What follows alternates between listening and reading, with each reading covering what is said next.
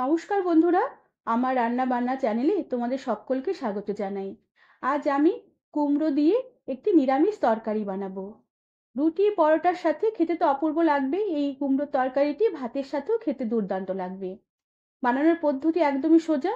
তোমাদের রেসিপিটি সম্পূর্ণ দেখার অনুরোধ রইল। আর ভালো লাগলে একটি লাইক, শেয়ার আর সাবস্ক্রাইব করে দেবার অনুরোধ রইল। আর যারা আমার ফেসবুক পেজ থেকে দেখছো তাদেরও পেজটিকে ফলো করে আর তার সাথে লাইক শেয়ার করে দেবার জন্য অনুরোধ রইল। আমি এখানে কুমড়োর খোসা ছাড়িয়ে একটু ডুমো ডুমো করে কেটে নিয়েছি। আর কুমড়োগুলোকে কেটে বেশ ভালো করে জল দিয়ে ধুয়ে নিয়ে জল ঝরিয়ে দিয়েছি। আর তার সাথে খানিকটা পাঁচফোড়ন নিয়েছি। আর এই পাঁচফোড়ন দিয়ে আমি আজ কুমড়ো রেসিপিটি রান্না করব। প্রথমে আমি কড়াতে অল্প করে একটু তেল দিয়ে দিলাম। আর তেল গরম হয়ে উঠলে কড়ার গায়ে বেশ ভালো করে তেল ছড়িয়ে দিলাম। এরপরে যে কেটে ধুয়ে জল ঝরিয়ে রেখেছি কুমড়ো টুকরোগুলোকে আমি তেলে দিয়ে দিলাম। এবার কুমড়োগুলোকে তেলের মধ্যে একটু নেড়ে চেড়ে নেব। কুমড়োগুলো একটু তেলে নেড়ে চেড়ে নেবার পরে আমি অল্প করে একটু নুন দিয়ে দিলাম আর সাথে অল্প করে একটু হলুদ গুঁড়ো দিয়ে দিলাম। এবার সমস্ত কুমড়োগুলোকে নুন আর হলুদ দিয়ে বেশ ভালো করে নেড়েচেড়ে কিছুক্ষণ একটু হালকা করে ভাজা ভাজা করে নেব। এর জন্য গ্যাসের আঁচ একটু কমিয়ে দিয়ে ঢাকা খুলে আমি কুমড়োগুলোকে সময় ধরে একটু ভাজা ভাজা করে নেব। এতে কুমড়োগুলো একটু মজবে। আর গ্যাসের আঁচ বাড়িয়ে ভাজা করলে কুমড়োর তলায় কড়ার তলায় লেগে যেতে পারে।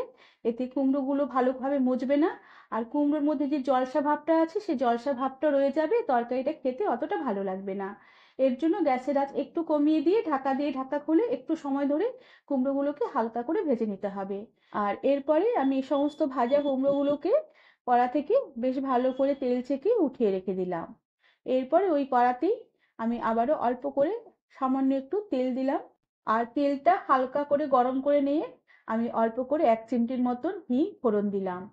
হিং ফোড়নের সুন্দর একটা গন্ধ বেরোলে একটা তেজপাতা আর একটা শুকনো লঙ্কা ছিঁড়ে ফোড়ন দিলাম। আর শুকনো লঙ্কা তেজপাতা একটু তেলে নেড়ে চেড়ে নেবার পরে আমি অল্প করে একটু গোটা জিরে এই তেলে ফোড়ন দিলাম। এবার সমস্ত ফোড়নগুলোকে কিছুক্ষণ একটু নেড়ে চেড়ে নেব। সমস্ত ফোড়নের সুন্দর একটা গন্ধ বেরোলে আমি জিরের গুঁড়ো, ধনের গুঁড়ো আর অল্প করে একটু লঙ্কার গুঁড়ো জলে ভিজিয়ে রেখেছিলাম সে ভেজানো মশলা দিয়ে দিলাম।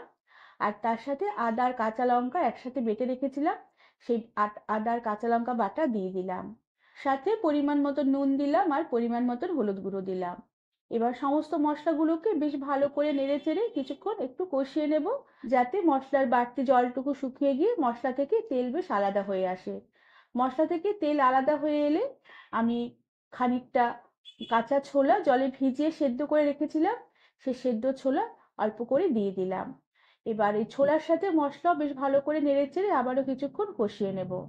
এরপরে ভাজা কুমড়োগুলোকে এই মশলাতে দিয়ে দিলাম। এবার কুমড়োগুলোকে মশলার সাথে ছোলার সাথে বেশ ভালো করে নেড়েচেড়ে মিশিয়ে নেব, যাতে সমস্ত মশলাগুলো কুমড়োর গায়ে বেশ ভালো করে মিশে যায়। আর এরপরে আবারও কিছুক্ষণ নেড়েচেড়ে মশলার সাথে কুমড়োগুলোকে কষিয়ে নেব। আর একটুখানি সময় গ্যাসের আঁচ কম করে দিয়ে ঢাকা দিয়ে রেখে কুমড়োগুলো মশলার সাথে কিছুক্ষণ রান্না হতে দেব।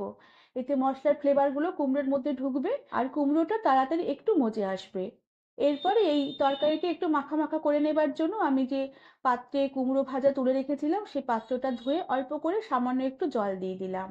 এরপর এই সমস্ত মশলা কুমড়ো জল বেশ ভালো করে নেড়েচেড়ে মিশিয়ে নেব। আর গ্যাসের আঁচ কম করে রেখে লো আঁচে কড়াটাকে ঢাকা দিয়ে কিছুক্ষণ কুমড়ো রান্না হতে দেব। কিছুক্ষণ পরে ঢাকনা খুলে দিয়ে একটি চেরা কাঁচা লঙ্কা দিয়ে দিলাম আর তার সাথে অল্প করে একটু গুড়ের পাউডার বা জ্যাগেরি পাউডার ছড়িয়ে দিলাম। এতে কুমড়োর তরকারিটা একটু মিষ্টি মিষ্টি হবে, যেহেতু রুটি বা পরোটার সাথে খাওয়া হবে। আর খেতেও বেশ ভালো লাগবে। এরপরে আবারও ঢাকা দিয়ে কিছুক্ষণ রান্না হতে দিলাম। আর ততক্ষণে আমি আরো একটি মশলা বানিয়ে নেব। এর জন্য শুকনো খোলাতে আমি 1 চামচের মতন পাঁচফোড়ন দিয়ে দিলাম। এবার পাঁচফোড়নগুলোকে আমি এই খোলাতে কিছুক্ষণ নেড়ে চেড়ে নেব, নেড়ে চেড়ে নিয়ে হালকা করে ভেজে নেব। পাঁচফোড়নগুলো হালকা ভাজা ভাজা হয়ে এলে আমি এই পাঁচফোড়নগুলো গ্যাস থেকে নামিয়ে শিলপাটাতে বেশ মসৃণ করে গুঁড়ো করে নেব। এরপর কুমড়োর তরকারি জলটা বেশ খানিকটা শুকিয়ে এলে তরকারিটা বেশ খানিকটা মজে এলে আমি এই ভাজা পাঁচফোড়নের গুঁড়ো উপর থেকে ছড়িয়ে দিলাম। এই পাঁচফোড়ন গুঁড়োই এই তরকারির স্বাদ অনেক গুণ বাড়িয়ে দেবে, খেতে দুর্দান্ত স্বাদের হবে। এবার সবকিছু বেশ ভালো করে নেড়েচেড়ে মিশিয়ে নেব। আর গ্যাসের আঁচ বন্ধ করে দিয়ে ঢাকা দিয়ে রেখে কিছুক্ষণ স্ট্যান্ডিং টাইমে রেখে দেবার পরে এই কুমড়োর তরকারির রেসিপিটি আমি সার্ভ করে দেব। বন্ধুরা, আমার আজকের এই নিরামিষ কুমড়োর তরকারির রেসিপিটি আশা করি তোমাদের ভালো লেগেছে। আর ভালো লাগলে একটি লাইক, শেয়ার আর সাবস্ক্রাইব করে দেবার অনুরোধ রইল। তার সাথে পাশে থাকা বেল আইকনটি প্রেস করে দেবে, যাতে আমার সব নতুন ভিডিও নোটিফিকেশন সবার আগে তোমাদের কাছে পৌঁছে যাবে। আজ তাহলে আসি, পরে আবার একটি নতুন রেসিপি নিয়ে দেখা হবে। ধন্যবাদ বন্ধুরা।